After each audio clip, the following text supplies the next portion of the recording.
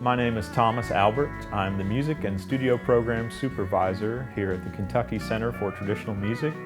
We are part of the Cottle College at Morehead State University.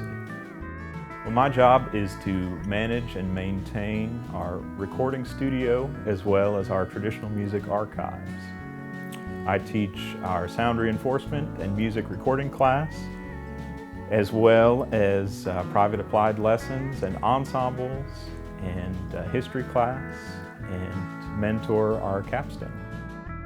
In the past year, I've worked to revamp our recording studio so that that will operate successfully with the software and hardware that we have. I've worked to train students to digitize analog mediums. And another exciting project we've been working on is developing the first pedal steel guitar instrument track for majors and minors in our program.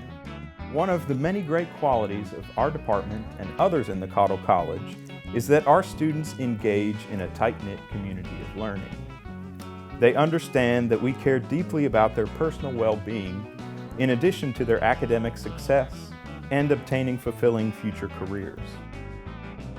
Being able to come to work and do something that I thoroughly enjoy, and not just creating and sharing music, but to share the resources and networking opportunities that we have while guiding young people who are eager to take their creativity and share it with the rest of the world.